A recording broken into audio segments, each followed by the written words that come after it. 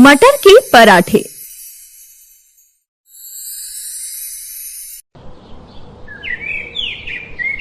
अरे ओ, मेरे ही ट्रक के नीचे मरने का इरादा है क्या? ध्यान से रिक्शा नहीं चला सकता। माफ करना भाई साहब, वो अचानक से चक्कर आने लगे तो पता ही नहीं चला, आंखों के आगे जैसे अंधेरा छा गया हो। हाँ तो यूं बोलना, अंधा हो रहा है तो जाकर किसी डॉक्टर को दिखा। ऐसा कहकर वो ट्रक ड्राइवर वहाँ से चला गया। उस वक्त वहाँ लोगों की भीड़ लग गई थी। तभी अनुज का दोस्त मोहन वहाँ आया। अरे अरे, क्या बात है अनुज? पता नहीं, एकदम से चक्कर आए और आंखों के आगे अंधेरा छा गया। अच्छा चल, कभी कभी ऐसा हो जाता है, शायद नींद पूरी ना हुई हो। अच्छा तो एक काम कर, पीछे बैठ, मैं तुझे तेरे घर छोड़ देता हूँ। अब अनुज का दोस्त मोहन उसे घर तक छोड़ आता है और उसकी पत्नी सुहानी को सारी बात बताता है। मैं तो वैसे भी इनसे कब से कह रही हूँ, एक बार चलकर डॉक्टर को दिखा लीजिए, लेकिन ये है कि मेरी बात सुनते ही कहाँ है। अब वो डॉक्टर को फोन करते हैं। कुछ देर बाद इनकी आंखों की रोशनी कम होती जा रही है, इसलिए इन्हें अचानक से चक्कर आ गई। मैं कुछ दवाइयाँ लिख के देता हूँ, आप इन्हें समय पे देते रहना। जी ठीक है। डॉक्टर के जाने के बाद सुहानी ने अलमारी से कुछ पैसे निकाले जो उसने बच्चों की फीस के लिए जमा करके रखे थे और उसके बाद दवाई लेने चली गई। लेकिन उसने ये बात अपने पति से छुपाई। इधर डॉक्टर ने जब अनुज को काम पर जाने से भी मना कर दिया था। मेरी तो कुछ समझ में नहीं आ रहा कि सब कैसे होगा। इस घर में मैं एक ही कमाने वाला हूँ, अगर मैं भी घर पर बैठ गया तो घर का खर्च कैसे चलेगा? आप क्यों चिंता करते हैं जी, ऊपर वाले ने चाहा तो सब ठीक हो जाएगा। लेकिन सुहानी मन ही मन जानती थी कि आगे उसे कितनी प्रॉब्लम होने वाली है। मम्मी, आज भी मैडम स्कूल में बार बार फीस के लिए टोक रही थी। तुम चिंता मत करो बच्चों, मैंने अपनी एक सहेली से कुछ पैसे उधार मांगे हैं। जैसे ही वो पैसे दे देगी मैं तुम्हारी फीस के पैसे दे दूंगी। लेकिन हाँ, तुम ये बात अपने पापा को मत बताना, वो बेवजह ही टेंशन ले लेंगे। हाँ माँ, आप चिंता मत करो, हम किसी से कुछ नहीं कहेंगे। ऐसा कहकर वो अपने अपने काम पर लग गए। लेकिन अगले 3 दिन तक भी कहीं से पैसों का इंतजाम नहीं हो पाया। मम्मी, अब तो फीस के पैसे दे दो। मैडम रोज हमें क्लास से बाहर कर देती है, ऊपर से मुर्गा बना देती है, वो अलग। तुम चिंता मत करो बच्चों, मैं कुछ सोचती हूँ, मुझे बस थोड़े दिन दे दो। सुहानी बड़ी मुश्किल से अपने बच्चों को पढ़ा रही थी। उसका पति किराए का ऑटो रिक्शा चलाता था। घर का किराया, बिजली पानी, बच्चों की पढ़ाई, घर के खर्च सब निकले थे। पर कुछ समय से उसकी आंखों में दिक्कत चल रही थी।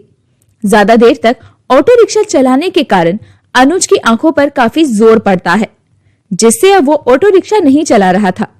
पर घर चलाने के लिए कुछ तो करना ही था। इसके लिए अब सुहानी रोजाना कोई ना कोई काम ढूंढने के लिए जाती, जिससे वो पैसा कमा सके और बच्चों के स्कूल की फीस भर सके। एक रोज बाजार में उसकी सहेली प्रीति उसे मिल गई, जिससे सुहानी ने कुछ पैसे उधार मांगे थे। उसे देखते ही प्रीति झट से उसके पास गई। प्रीति रुक, अरे बात तो सुन, कहाँ जा रही है तू? आजकल मेरा फोन भी नहीं उठा रही। मैंने तुझसे कुछ कहा था लेकिन तूने कोई जवाब ही नहीं दिया। आखिर बात क्या है, कुछ तो बोल। देख सुहानी, मैं तेरी कोई हेल्प नहीं कर सकती, लेकिन तू तो जानती है ना यार, आजकल मेरे हस्बैंड घर पर हैं और पैसों की कितनी तंगी हो रही है और मैं तुझसे बस कुछ दिन के लिए पैसे ही तो उधार मांग रही हूँ। मैं जानती हूँ सुहानी, लेकिन सच कहूँ तो आजकल मेरी कपड़ों की दुकान में भी कुछ खास कमाई नहीं हो रही। अपना खर्चा निकल जाए वही बहुत है, इसलिए सॉरी, मैं तुझे पैसे उधार नहीं दे पाऊंगी। ये बात सुनकर सुहानी की उम्मीदों पर जैसे पानी फिर गया। सुहानी परेशान हो जाती है। अच्छा ठीक है, कोई बात नहीं, ऐसा कहकर वो वहाँ से चली जाती है। हे भगवान, कुछ समझ नहीं आ रहा, आखिर क्या करूं? बच्चों की फीस नहीं भरी तो कहीं स्कूल से उनका नाम ना काट दे। यही सब सोचते हुए वो घर की तरफ आ रही थी। तभी उसे अपने पति के दोस्त मोहन की पत्नी प्रिया मिलती है। अच्छा हुआ सुहानी तो मिल गई। जहाँ मैं काम करती हूँ ना, उनके यहाँ एक खाना बनाने वाली की जरूरत है। अगर तू करना चाहे तो पगार में पूरी 12,000 दिलवा दूंगी तुझे। तू सच कह रही है? तू तो मेरे लिए बात कर ले वहाँ पर। अरे हाँ, मैं इसीलिए आई हूँ। मैं जानती हूँ कि तू अच्छा खाना बना लेती है, इसलिए मैंने पहले ही तेरे बारे में बात कर ली है। तू कल टाइम से आ जाना नुक्कड़ पर, फिर साथ में चलेंगे। ठीक है। सुहानी खुशी खुशी घर लौट आई, लेकिन घर पहुंचते ही उसने देखा कि सारे घर में अंधेरा है। अरे ये क्या चिंकी, लाइट क्यों बंद है? मम्मी, लाइट बंद नहीं है, बल्कि बिजली वालों ने हमारी लाइट ही काट दी। वो आपने बिजली का बिल नहीं भरा ना? हे भगवान, ये तो मैं भूल ही गई थी। फिर अगले दिन वो प्रिया के साथ काम पर चली गई, जहाँ उसे खाना बनाने की नौकरी मिल गई। वाओ सुहानी, तुम्हारे हाथों में क्या जादू है, कितना बढ़िया खाना बनाया है तुमने। शुक्रिया मालकिन। अब सुहानी को काम करते हुए वहाँ 4 से 5 दिन ही हुए थे और उसे पैसों की सख्त जरूरत थी, इसलिए उसने मालकिन से एडवांस मांगने की सोची। क्या कहा तुमने? एडवांस? बस यही कमजोरी है तुम लोगों की। 4 दिन होते रही काम करते हुए और तुम लोग एडवांस मांगना शुरू कर देते हो। नहीं, मैं तो सैलरी पूरा महीना होने पर ही दूंगी, उससे पहले नहीं दे सकती। ये बात सुनते ही अब वो परेशान हो गई। वो उदास होकर काम पर लग गई। तभी मालकिन की बेटी चुपके से उसके पास किचन में आई। आंटी एक बात कहूँ, आप खाना बहुत अच्छा बनाती हो और खासकर आपके हाथों के बने मटर के पराठे। आपको याद है जो आपने नाश्ते में बनाए थे? सच कहूँ तो इतनी टेस्टी मैंने आज तक नहीं खाए। आपको पता है, मैंने अभी ऑनलाइन देखा, अपने शहर में एक फूड कंपटीशन होने वाला है। जो भी उसे जीतेगा उसे इनाम के तौर पर 2 लाख रुपए मिलेंगे। क्या 2 लाख? हाँ आंटी, मैंने आपका नाम इस कंपटीशन के लिए दे दिया है। अब आपको बिल्कुल भी टेंशन लेने की जरूरत नहीं है, क्योंकि मुझे ट्रस्ट है कि ये कंपटीशन आप ही जीतोगी। सुहानी को खुद पर विश्वास तो था, लेकिन कहीं ना कहीं अपनी किस्मत को लेकर उसे थोड़ा डर भी था। लेकिन फिर भी वो आगे बढ़ी और इस प्रतियोगिता में उसने भाग ले लिया। ऐसे ही प्रतियोगिता वाला दिन भी आ गया। उस रोज सब औरतें बढ़िया बढ़िया भरवा पराठे बनाना शुरू करती हैं। सुहानी भी मटर के भरवा बहुत ही स्वादिष्ट पराठे बनाती है और उसके बनाए हुए मटर के पराठे उसे जीत दिलवा देते हैं।